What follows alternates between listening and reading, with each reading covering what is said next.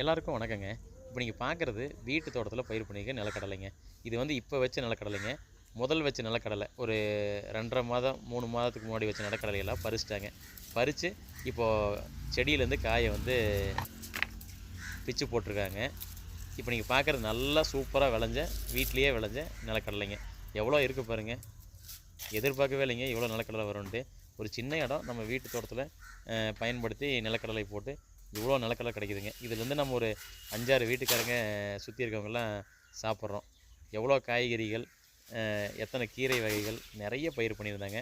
மக்காச்சோளம் கூட வந்து பார்த்திங்கன்னா மக்காச்சோள கருது சாப்பிட்டது போக இந்த மக்காச்சோள பயிரை வந்து ஆடுகளுக்கும் மாடுகளுக்கும் இப்போது சுத்தம் பண்ணி எடுத்து தனியாக வச்சுட்ருக்காங்க. பாருங்கள், குடும்பத்தோடு எவ்வளோ சந்தோஷமாக நிலக்கடலையை க்ளீன் பண்ணிட்டுருக்காங்க. நிலக்கடலை நீங்கள் பார்க்குற வெளி மாநில கடலை மாதிரி பெரிய கடலை தாங்க. இவ்வளோ நிலக்கடலை கிடச்சிச்சுங்க. சூப்பராக இருக்குது பாருங்கள், நல்லா விளைஞ்சிருக்குங்க. இதுதான் நம்ம சொல்கிற வெளி மாநில நிலக்கடலைங்க. இப்போது மாட்டுக்கு நிலக்கடலை போக மிச்சம் இருக்க செடி, இந்த மக்காச்சோளம், இந்த பயிரெலாம் வந்து பார்த்திங்கன்னா ஆடு மாடுகளுக்கு கட்டியாச்சுங்க. வீட்டு தோட்டம் அழகான விஷயங்க.